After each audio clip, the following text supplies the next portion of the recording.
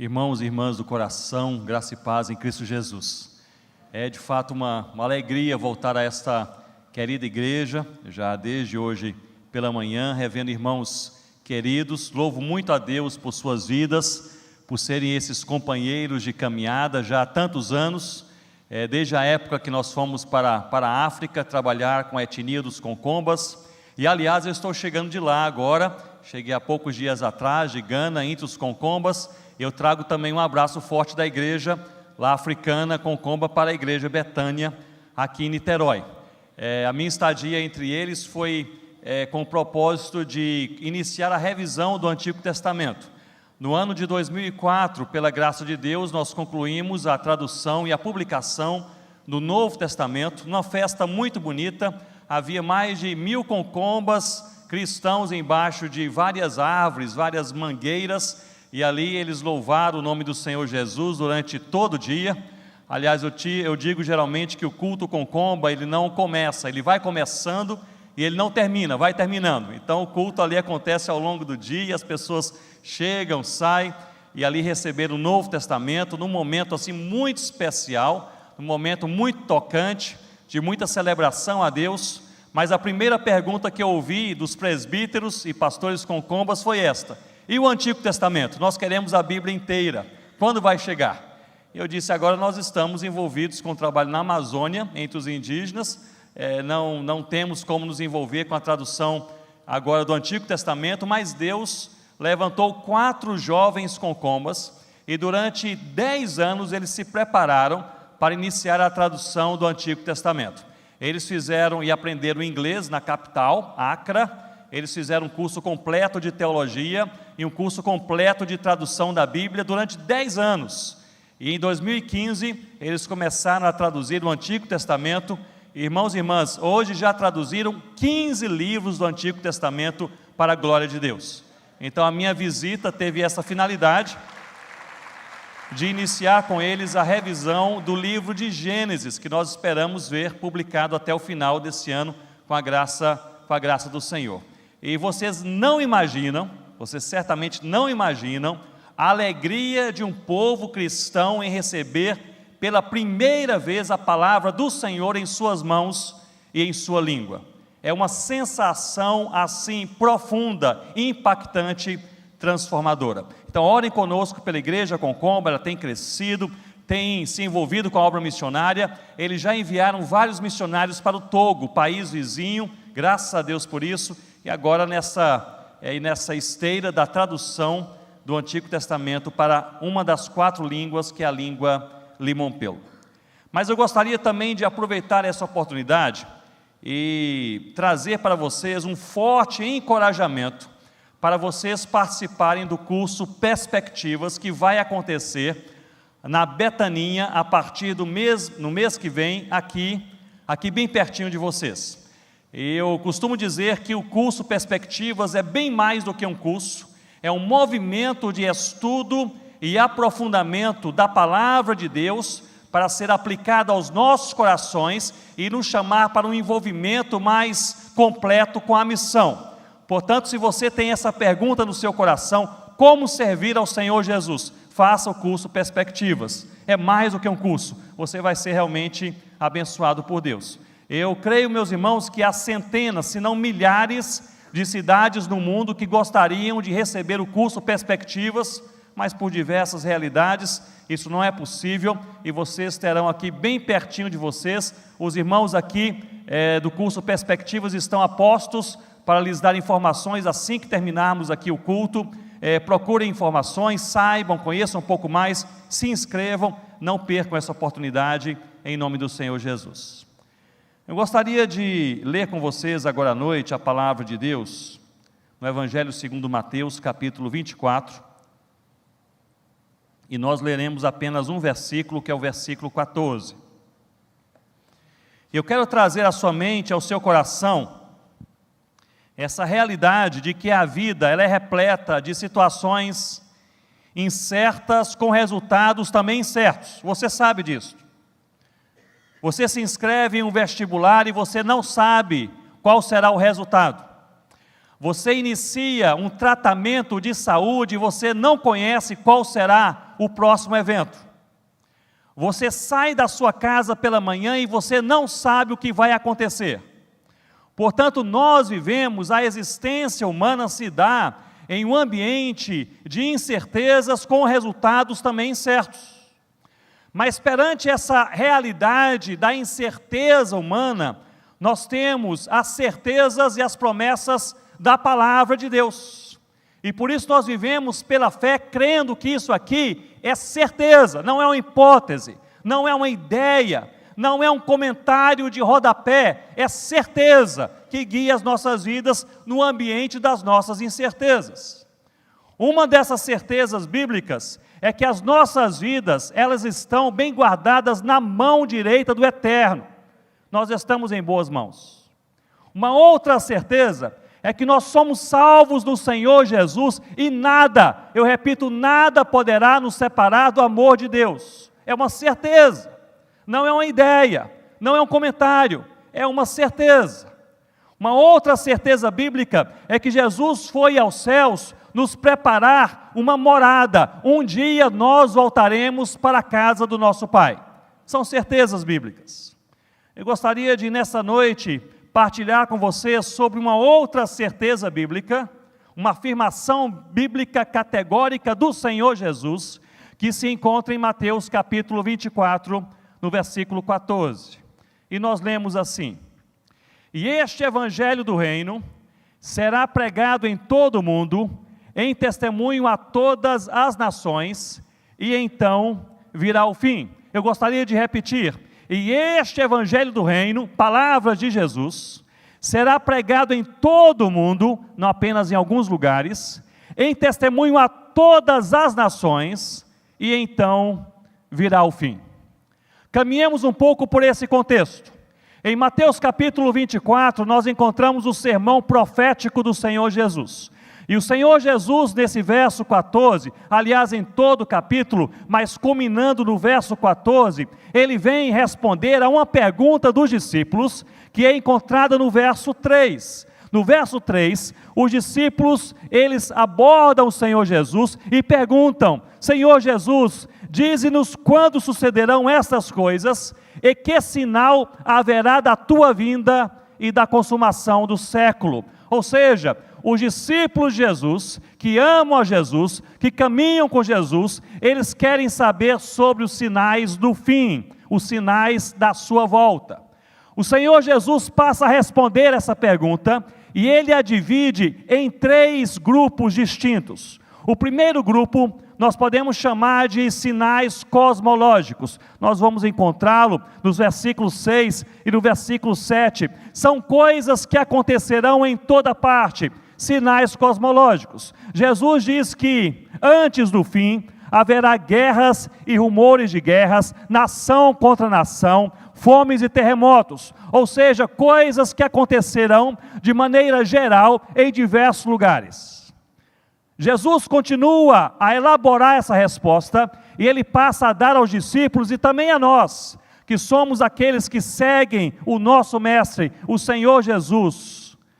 Ele fala a respeito de sinais eclesiológicos, coisas que irão acontecer não no mundo, mas que irão acontecer na sua igreja. E notem que a partir do verso 9 até o verso 12, o discurso ele muda, passa a ser um discurso direto, olhos nos olhos. Jesus está falando sobre aquilo que vai acontecer com a sua própria igreja, conosco.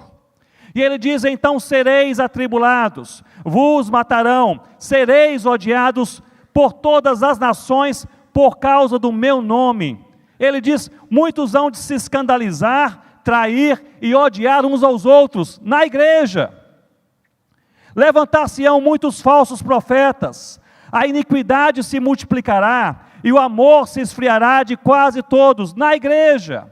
Portanto, Jesus dá um bojo de sinais cosmológicos que acontecerão em todo o mundo, um bojo, um grupo de sinais eclesiológicos que acontecerão na igreja, e no verso 14 Jesus traz um sinal que chamaremos aqui de sinal missiológico, algo que acontecerá com a missão, antes do fim, antes da sua volta.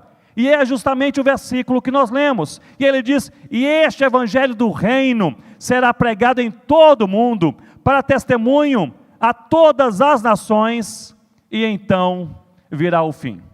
Nós encontramos, irmãos e irmãs, 5 verdades profundas nesse verso 14. A primeira verdade é talvez uma das verdades mais fantásticas, uma das afirmações mais bombásticas do Senhor Jesus, é que a missão será cumprida. Ele diz: este evangelho do reino será pregado por todo o mundo. Jesus não fala aqui sobre uma possibilidade, Jesus não fala aqui sobre uma hipótese, Jesus não faz aqui um comentário, ele faz aqui uma afirmação, ele traz uma certeza: a missão será cumprida, a igreja cumprirá a sua missão de pregar o evangelho em todo o mundo. Isso é extremamente encorajador para todo cristão que é envolvido com a missão. Apesar de nós, das nossas falhas, das nossas limitações, da nossa falta de qualidade sobre muitas coisas, essa missão será cumprida.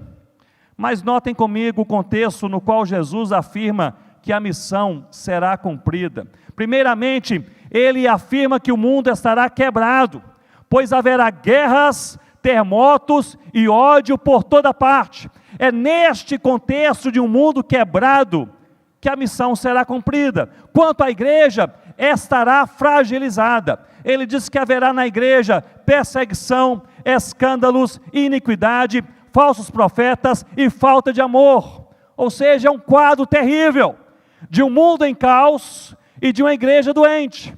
E perante o mundo em caos e a igreja doente, a missão será cumprida e o evangelho irá ser pregado em todo o mundo para a glória de Deus. Essa, meus irmãos, é uma afirmação que salta aos olhos e é na verdade um paradoxo, mas o significado é claro. A missão não será cumprida pela força humana, mas pela autoridade de Cristo. Não será cumprida pela qualidade da igreja, mas pela graça do evangelho. Não será cumprida porque as portas estão abertas. Aliás, o cenário ele é oposto a este. São portas fechadas, é muita perseguição, é ódio. Será cumprida porque Deus, Ele está empoderando a cada dia a sua igreja e chamando o seu povo para que no meio da nossa vida nós possamos pregar o evangelho do Senhor Jesus até os confins da terra. Essa missão será cumprida. E é possivelmente por isso que quando o povo de Deus se envolve com a missão de Deus, com a obra missionária, coisas surpreendentes acontecem. E nós vemos isto todos os dias. Eu estou chegando, como eu mencionei, de Gana, entre os Concombas, e ali visitei a casa do presbítero Mebá, que foi o primeiro convertido lá naquela aldeia, há muitos anos atrás, 1994. E com ele iniciou a igreja na aldeia de Coni, porque ele foi convertido pelo Senhor Jesus, pregou o evangelho à sua família e converteu-se toda a sua família, a sua esposa e seus 11 filhos. A vantagem de você trabalhar num local onde as famílias são grandes é que uma família se converte e já nasce a igreja. E ali nasceu a igreja com uma família convertida. O Mebá, a esposa e 11 filhos. E meus irmãos, quando visitei agora esses dias a casa do Mebá, ele já faleceu alguns anos atrás, deixando um testemunho vivo de fé genuína no Senhor Jesus. Ali nós estávamos relembrando um pouco da sua vida. Estávamos relembrando quando o Mebá veio ao Senhor Jesus. O Mebá, talvez aqui alguns já ouviram até várias vezes, mas o Mebá, quando nós chegamos ali em Coni, naquela aldeia, ele era o nosso maior opositor. Ele era um homem que se opunha frontalmente à nossa presença, e especialmente ao Evangelho do Senhor Jesus. Em certo momento, o Mebá começou a me acompanhar, onde eu andava, o Mebá me seguia, para apenas contradizer aquilo que eu estava pregando. Eu dizia, por que Deus? Mebá, ele gritava, não crê em Deus. Eu dizia, Jesus, ele disse, não existe Jesus. Sempre ficava talvez a 4, 5, 6 metros de distância, atrás de mim, se opondo à pregação. Eu me lembro que várias vezes eu voltei para casa falando com Rosana, minha esposa, a respeito do Mebá, como era difícil evangelizar, e o Mebá sempre se opõe na evangelização, e eu orava dizendo: Senhor Deus, resolve a situação desse homem. Na verdade, o que eu tinha em mente não era uma coisa tão boa para ser resolvida ali, resolve de alguma maneira. Meus irmãos, o que eu não atentava é que a missão será cumprida pelo poder de Deus, na graça de Deus, para a glória de Deus. O Mebá se opondo à evangelização, ele acabou sendo a pessoa mais evangelizada de toda a aldeia. Onde eu ia, o Mebá me seguia, e mesmo contradizendo, ele ouvia o evangelho. Eu me lembro de uma vez que eu estava evangelizando uma aldeia próxima, e o Mebá estava ali atrás de mim, e depois que eu falei, que eu preguei, e ele se opôs, me contradizendo, no final ele até me perguntou: como é mesmo aquele segundo ponto, que eu quero entender um pouco melhor, como quem diz, para atrapalhar mais na outra vez. Tamanha foi a minha surpresa, que estava tomando banho no final da tarde, ouvi um burburinho no meio da aldeia, eu coloquei rapidamente as minhas roupas, saí, aquela multidão de concombas correndo para o centro da aldeia, e lá embaixo daquela árvore, Mebá estava ali pulando e gritando. Ora, você em uma aldeia concomba, vê alguém que é envolvido com feitiçaria, pulando e gritando, você pensa está possesso. Eu até brinco dizendo que, como um bom pastor presbiteriano, fiquei a 300 metros de distância, mas é só brincadeira. Fui me aproximando ali do Mebá, o que está acontecendo? E as pessoas correndo, talvez havia ali uns 400 concombas ao redor do Mebá. O que está acontecendo? Eles diziam: ele enlouqueceu, ele perdeu a sanidade, ele não está falando coisa com coisa. Me aproximei um pouco mais, e ele repetia sempre a mesma frase. Ele dizia: concó não yum, cocó, que significa: agora eu sei, agora realmente eu entendi. Depois de um bom tempo, um dos filhos do Mebá o segurou pelo seu braço e disse: meu pai, o que você entendeu? Ele parou de pular, parou de gritar, olhou à sua volta, lágrimas desciam pelo seu rosto, e ele diz: eu finalmente entendi que Deus é todo poderoso, Jesus me ama, e Ele será a minha salvação eterna. Essas afirmações, elas seguem a igreja Concomba até os dias de hoje, pois fizeram um cântico. E a igreja é assim, Josué, você iria gostar de visitar. Se eles se sentem impactados pelo sermão, no final do sermão, o cântico está pronto, e começam a cantar, e eles cantam até hoje. Deus é todo poderoso, Jesus me ama, e Ele será a minha salvação eterna. Mebá foi convertido pelo Senhor Jesus. Eu voltei para casa e falei: amor, Mebá foi transformado pelo Evangelho. Ela disse: Mebá. Eu disse: sim, ele. E ela disse: louvado seja Deus. Eu fui para o quarto pensando o seguinte: graças a Deus pelo que aconteceu. Mas na minha mente, a primeira pessoa que se converteria naquela aldeia, se converteria de uma maneira diferente. Era a maneira como eu tinha na minha mente. Se converteria talvez com a minha presença, pregando o Evangelho, a pessoa compreendendo, fazendo algumas perguntas e orando pela pessoa. Era como eu achava que o primeiro se converteria. Mas para deixar bem claro que é pela palavra de Deus, poder de Deus, graça de Deus, ele se converteu sozinho embaixo de uma árvore, pelo poder, não do missionário, não da igreja, não da comunicação, mas pelo poder do Evangelho do Senhor Jesus. E é pelo poder do Evangelho que a missão será cumprida.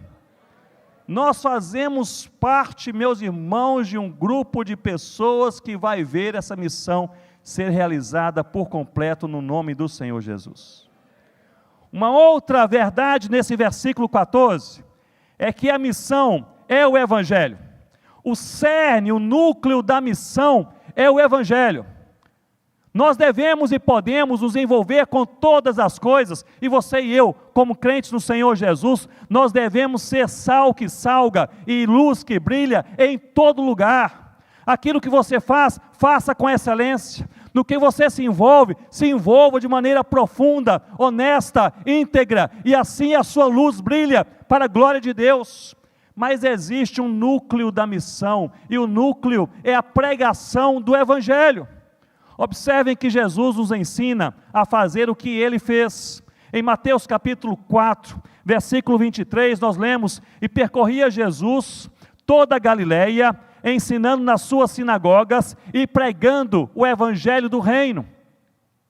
Em Mateus 9,35 nós lemos: e percorria Jesus todas as cidades e aldeias, ensinando nas sinagogas deles e pregando o evangelho do reino. O cerne do cristianismo é o evangelho. Nós devemos, portanto, entender bem o que é o evangelho, o que é ser cristão, o que é o verdadeiro cristianismo. Eu não sei se você conhece o livro de John Stott, Como Ser Cristão. É um livro fantástico para pessoas que estão começando na fé e para aquelas pessoas que já estão há muitos anos ou décadas na fé no Senhor Jesus. Como ser cristão. E John Stott nos lembra que o cristianismo é mais do que um credo, é mais do que uma doutrina. Aliás, no capítulo 23, capítulo anterior, no Evangelho segundo Mateus, que nós lemos hoje, Jesus condena os escribas e fariseus. Mas notem, eles conheciam a lei, eles conheciam a doutrina, mas estavam cheios de orgulho e de altivez. Jesus chama estes conhecedores da doutrina, muitas vezes, de hipócritas, cegos, insensatos, serpentes e até mesmo de raça de víboras, no capítulo 23, anterior ao capítulo que nós lemos. Apesar da doutrina do credo ser fundamental, e eu diria insubstituível para a nossa fé e a nossa vida cristã, há um número imenso de pessoas que conhecem bem a doutrina, mas não conhecem a Deus.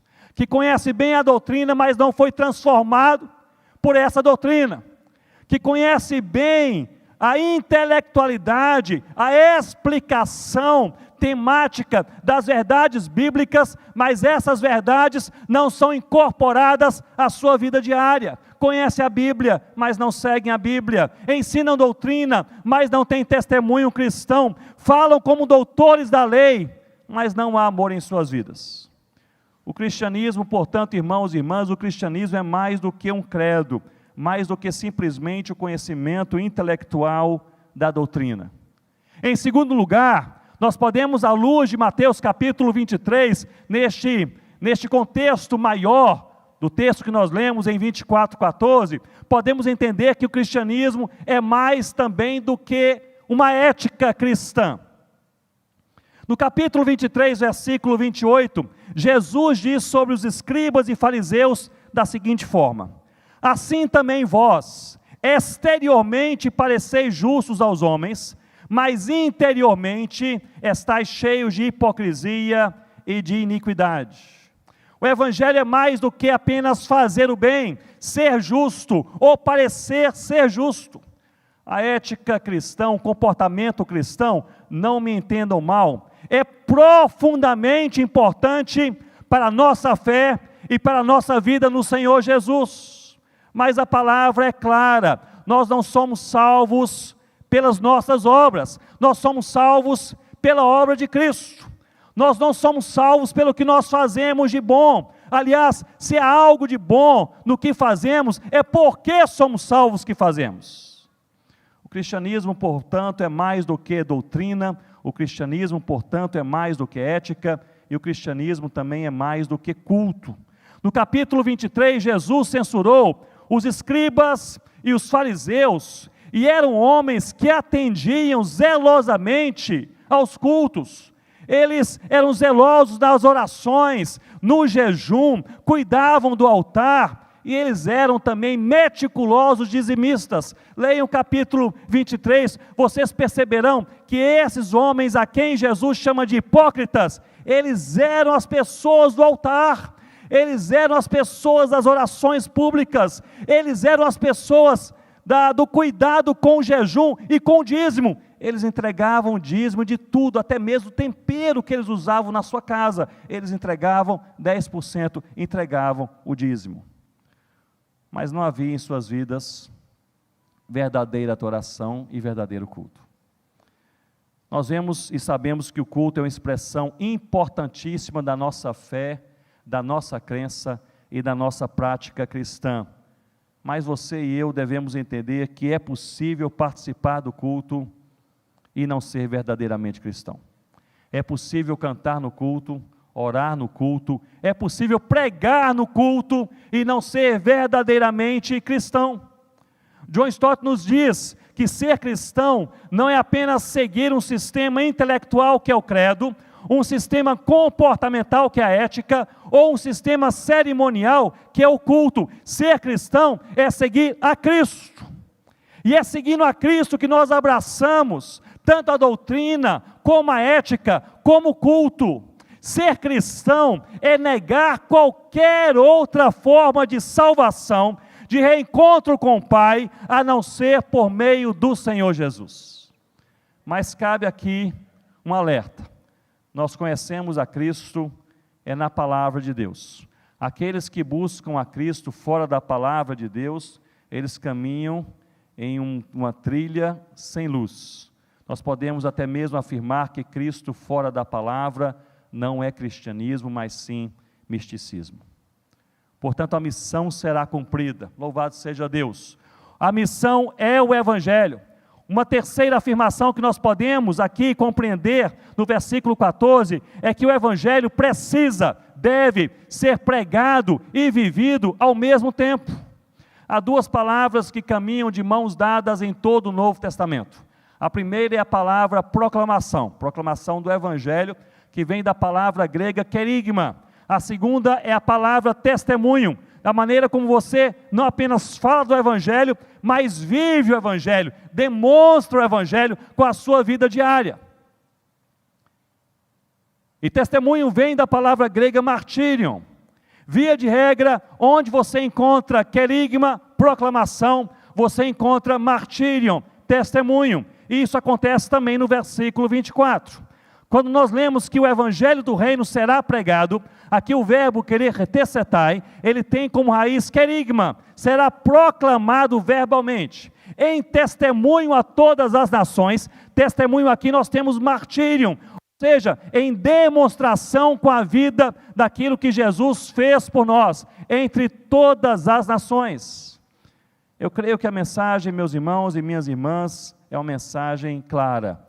Nós precisamos pregar e ao mesmo tempo viver o Evangelho que nós pregamos. Nós precisamos de teologia, precisamos também de piedade.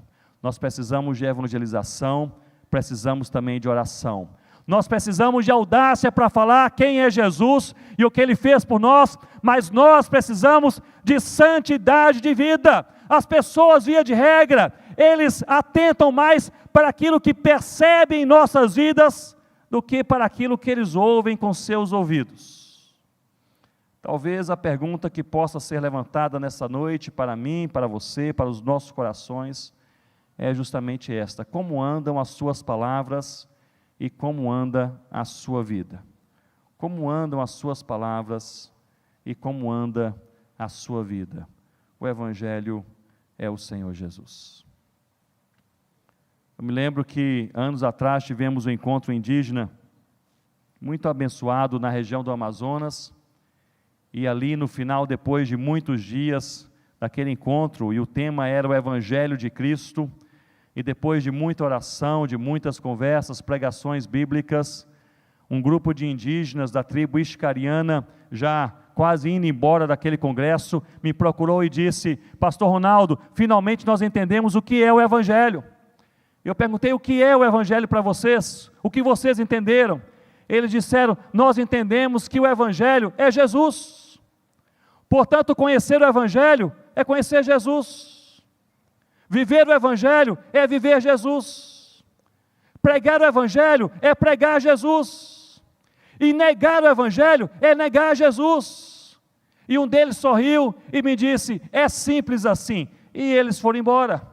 E eu fiquei pensando, é simples assim. Nós é que complicamos aquilo que é vida cristã, meu irmão e minha irmã. Mas conhecer o Evangelho é Jesus, viver o Evangelho é Jesus, pregar o Evangelho é Jesus. Nós precisamos de Jesus em nossas vidas, e nós conhecemos Jesus na palavra de Deus, porque Jesus sem a palavra não é cristianismo, mas é misticismo. E é uma das heresias que tem entrado nos púlpitos de muitas igrejas em nosso país: Jesus sem a Bíblia. É na Bíblia que nós entendemos quem é Jesus e passamos a amar Jesus. Eu quero lhe dizer uma coisa nos seus olhos, nessa noite: Se você não ama profundamente a Jesus, possivelmente você não lê o suficiente da palavra de Deus e você não tem orado o suficiente também. À medida que nós lemos a palavra e nós oramos ao Senhor, nós passamos cada vez mais a amar o Senhor Jesus, a amar a Jesus. Uma outra afirmação contida no versículo 14 é que o Evangelho deve ser pregado a todas as nações. Me acompanhem, o texto diz assim: e este Evangelho do Reino será pregado em todo o mundo, mas há aqui uma particularidade, e diz, em testemunho a todas as nações. Portanto, Mateus 24 diz, será pregado em todas as nações. Mateus capítulo 28, Jesus diz, fazei discípulos de todas as nações. No Salmo 22 nós lemos que todas as nações irão adorar o Senhor nosso Deus. A palavra nações aqui não se refere a países, como bem sabemos. A palavra grega ethne, nação, se refere a um grupo de pessoas com uma língua e uma cultura própria. Portanto, meu irmão e minha irmã, é injustificável que depois de 2000 anos de fé cristã e 500 anos de reforma protestante, haja ainda no mundo hoje mais de 7.000 povos que nada conhecem do Senhor Jesus. É injustificável que depois de 2 milênios de fé cristã, haja ainda em nossos dias 1.800 línguas que não tem um versículo da Bíblia, João 3,16 sequer, traduzido em seus idiomas. É injustificável que um país como o Brasil, em que a igreja cresce, e há congressos, e há livros, e seminários, e a graça de Deus sobre as nossas vidas, mas há ainda 99 tribos indígenas sem a presença de um missionário evangélico, 10.000 comunidades ribeirinhas, 6.000 comunidades sertanejas, 2.000 comunidades quilombolas, sem a presença de uma igreja evangélica entre eles, 700.000 ciganos da etnia Calon, que não ouviram o Evangelho em sua própria língua e cultura. Dos 9 milhões de surdos em alguns estados brasileiros, menos de 2% se declara crente no Senhor Jesus. E o que dizer dos imigrantes e refugiados que estão espalhados por todo o país, e muitas vezes eles vivem entre nós durante anos ou até mesmo décadas, sem ouvirem uma vez o Evangelho do Senhor Jesus em sua própria língua, em sua própria cultura, em sua própria casa. E esses imigrantes estão aqui dispersos em todo o Brasil, mas sobretudo em 4 cidades principais: Brasília, Foz do Iguaçu, São Paulo e Rio de Janeiro. É injustificável que após 2000 anos de fé cristã, e essa bombástica afirmação do Senhor Jesus, o Evangelho do Reino será pregado em todo o mundo, haja ainda mais de 7.000 povos que não ouviu uma única vez o nome do Senhor Jesus. Essa missão, como nós bem sabemos, ela não acontece apenas do outro lado do mundo, mas também do outro lado da rua, onde nós moramos, onde nós estudamos, por onde nós passamos. Nós temos uma oportunidade de servir a Deus pregando o Evangelho de Deus. A oportunidade é hoje. Por onde você passa, eu não passarei. Por onde eu passo, você não passará. A sua rede de amigos é a sua rede de amigos. Os pastores da igreja têm as suas redes de amigos, vocês têm outras. As pessoas com as quais vocês irão se encontrar ao longo dessa semana, somente vocês encontrarão. A pessoa que vai sentar ao seu lado naquele ônibus, ou naquele escritório, ou vai estar ao seu lado naquele shopping center, somente você estará lá. Deus chama cada um de nós e nos dá esse privilégio de nós falarmos de Jesus e vivermos Jesus ao mesmo tempo, e assim glorificarmos o nome do Senhor Jesus. Participando dessa missão, a missão será cumprida com a graça de Deus. Uma última verdade que nós podemos encontrar nesse texto: a primeira é que a missão será cumprida, a segunda, a missão é o Evangelho, a terceira, o Evangelho deve ser ao mesmo tempo pregado e vivido, Em quarto lugar, o Evangelho deve ser pregado a todas as nações.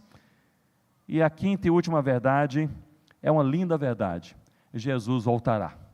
Não é isso que o texto diz? Então virá o fim. Esses sinais cosmológicos, esses sinais eclesiológicos, esse sinal missiológico, eles se cumprirão a um ponto e uma afirmação, uma sentença final naquele versículo. Jesus diz: e então virá o fim. Nós não sabemos o dia, nós não sabemos a hora, nós não sabemos se Jesus voltará imediatamente após a evangelização do mundo, nós não sabemos se será algum tempo depois ou muito depois. Nós sabemos que Ele voltará. E a volta de Jesus traz uma realidade ao mesmo tempo maravilhosa, mas também terrível. Maravilhosa, pois Jesus se revelará de uma maneira que todo olho verá, levando a sua igreja para a casa do Pai, e Ele irá inaugurar aquele dia que é chamado na palavra de Deus como sendo um dia do Senhor, em que todo joelho se dobrará e toda língua confessará. O que, irmãos? O que, irmãos? Que Jesus Cristo é o Senhor. Todo joelho se dobrará, toda língua confessará: Jesus Cristo é o Senhor. Portanto, a volta de Jesus traz uma realidade maravilhosa, mas também traz uma realidade terrível. Pois em Lucas capítulo 17, nós lemos que 2 estarão em um campo, um será levado, outro será deixado. E o segundo cenário, ele é ainda mais aterrador, pois é mais íntimo, mais pessoal. Lemos que 2 estarão na mesma cama, um será levado, outro será deixado, mostrando que há salvos e perdidos. Portanto, a volta de Jesus, ela é maravilhosa para aqueles que ouviram de Jesus, que amaram Jesus, que seguiram Jesus, que tiveram Jesus como o único Senhor e Salvador de suas vidas. Mas é uma verdade terrível para aqueles que não conhecem, não seguem o Senhor Jesus, não foram redimidos pelo Evangelho do Senhor Jesus. Eu não sei se você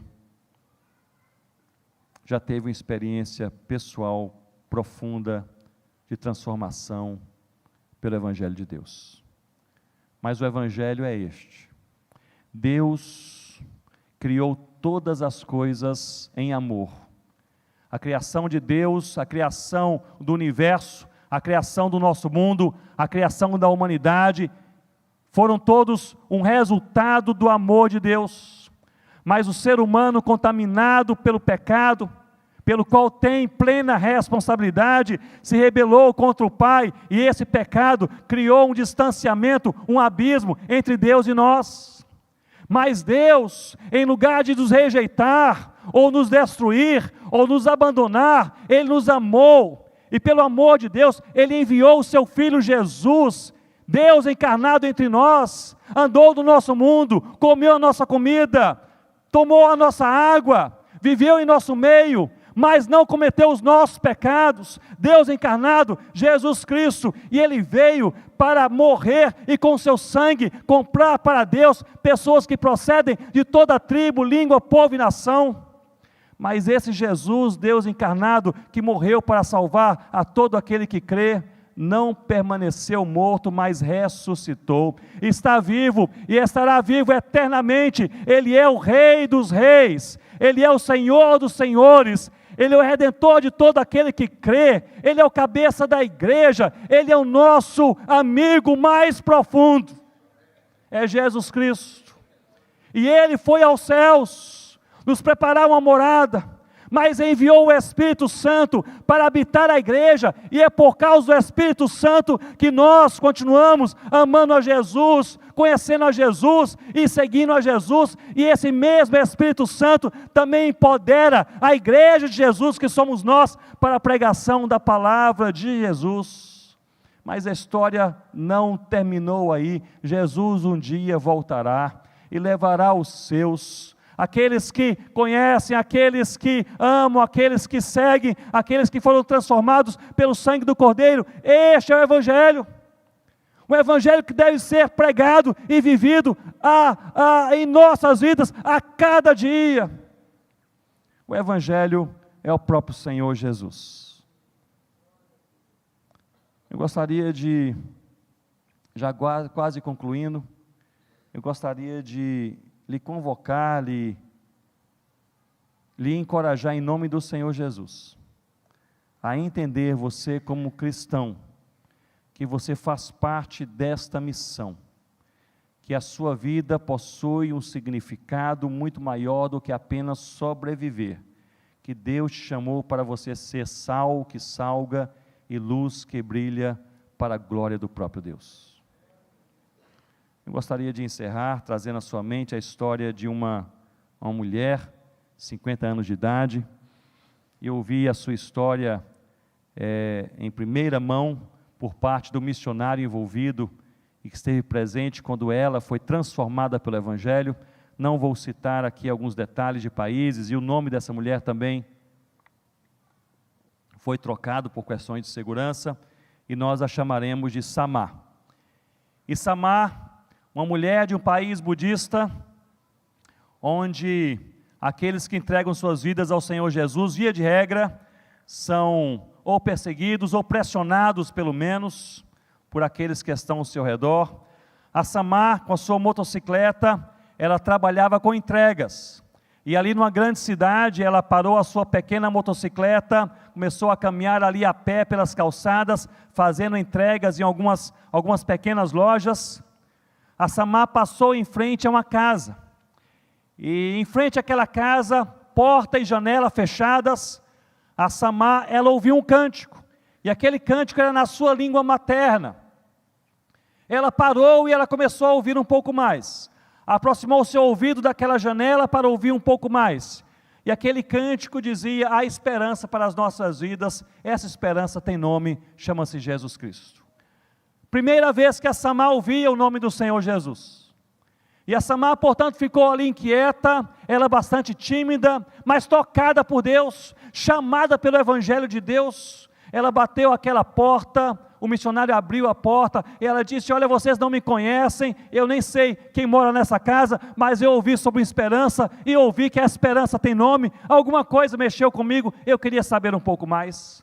Ele disse: você pode entrar, nós estamos tendo aqui um culto a Deus, e justamente ao Senhor Jesus, sobre o qual você ouviu. E a Samar ali sentou, e eles cantaram durante uns 20 minutos, 30 minutos, cânticos de louvor a Deus, depois expuseram a palavra de Deus, responderam as suas perguntas, e a Samar teve a sua vida transformada pelo Evangelho naquele dia. Ela saiu daquela casa dizendo: eu amo o Senhor Jesus. Isso é coisa que só o Evangelho de Deus faz, meu irmão e minha irmã, transformar vidas. Eu amo o Senhor Jesus. Samar chegou na sua casa, a 7 quilômetros dali, com a sua pequena motocicleta, e disse aos seus pais: eu conhecia Jesus, e agora eu estou seguindo a Jesus, eu amo Jesus. Os seus pais disseram: nós não queremos ninguém que creia de maneira diferente, quanto mais esses cristãos aqui na nossa casa. Samar, você não deve mais frequentar esses lugares, você não deve voltar a essa casa. Ela disse: mas eles me convidaram, e eles se reúnem naquela casa 2 vezes por semana, e eu gostaria de ir para ouvir mais sobre Jesus, e para louvar Jesus com eles. E eles disseram: se você quiser ir, Samar, uma mulher com 50 anos de idade, se você quiser frequentar aquelas reuniões, você vai, mas vai sem a sua motocicleta. Nós lhe demos a motocicleta, vamos tomá-la, você vai de uma outra maneira. 7 quilômetros.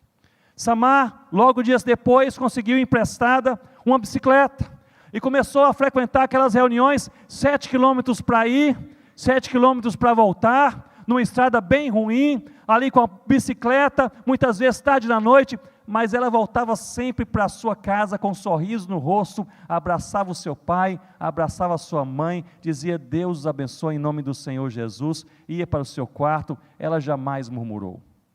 Seus pais disseram: nós sabemos que você conseguiu uma bicicleta, nós vamos proibir de você usar a bicicleta, e tomaram aquela bicicleta da Samar. Ela não pensou 2 vezes, ela começou a ir a pé, 14 quilômetros, 7 para ir, 7 para voltar, não perdia um encontro naquela casa de adoração ao Senhor Jesus.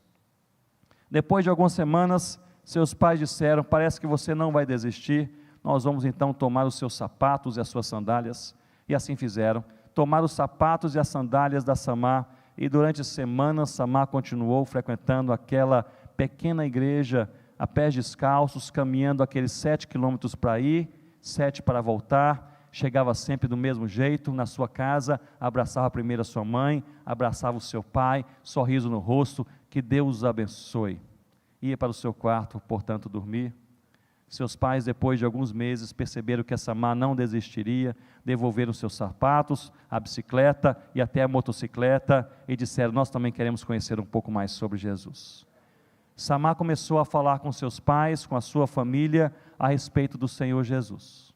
Mas o que mais me impressiona na história da Samar, não foi apenas a sua perseverança, não foi apenas a sua determinação, não foi também a maneira como ela frequentava aquela igreja debaixo de muita pressão, mas foi a maneira como a Samar se manteve doce no meio da pressão, no meio da perseguição e no meio do sofrimento, com um sorriso no rosto, com amor no coração, com um abraço aos pais, dizendo: Deus os abençoe no nome do Senhor Jesus.